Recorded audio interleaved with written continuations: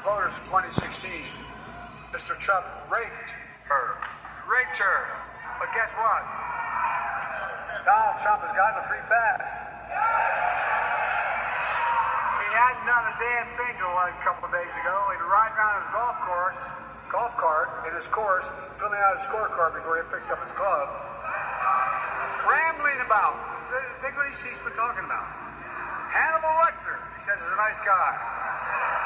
Trump would rather be electrocuted than eaten by a shark. Now to have them put him in jail so we can't vote for him or whatever, it's just not going to fly. It's not going to happen. And so, but at the same time, you saw what Comey and others said on TV. Well, whatever we do, we got to stop him. Yep. He can't be allowed in because he'll put us in prison. He said repeatedly, Biden says we will not allow Trump to be president again. And he says we'll use whatever we have to with law enforcement and the Constitution to make sure he's not president. I said if we were in high school, I'd take you behind the gym and beat the hell out of him. When was the last time an actor assassinated a president? They're still going to have to go out and put a bullet in Donald Trump, and that's a fact. Look, as his character is stabbed to death. Where is John Wilkes Booth when you need him? I have thought an awful lot about blowing up the White House.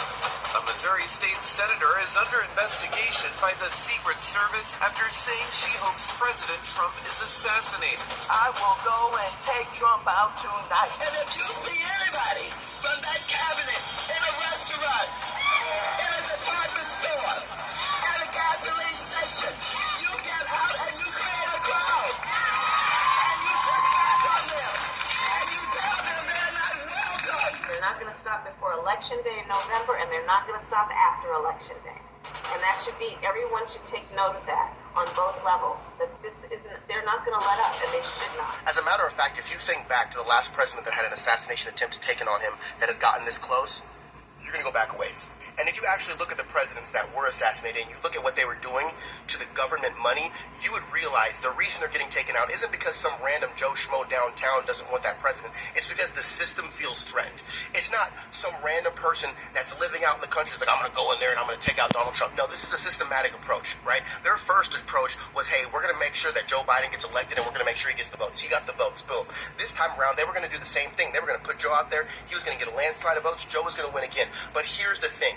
They decided instead of trying to do anything risky, let's just put our opponent in prison. Let's do it the legal way. Let's send him through the judicial system, get him locked up so he can't run for president. And that failed. And as a matter of fact, it garnished more support for Donald Trump. So they were like, oh crap, Joe Biden, you got to get out there and debate. You got to make sure we can sell how many votes you're going to get and people are going to believe it. But guess what? Joe went up there and fumbled the ball. It's not a coincidence that this assassination attempt happened right after Joe Biden completely fumbled the bag on the debate stage. And all of a sudden, even his own supporters are calling for him to step down. And now the system that you supposedly hate but somehow still vote liberal, that system is panicking. And the only other option they have, since they already exhausted the fake vote, they've already exhausted the legal proceedings, and now their only option is left with desperate, take him out.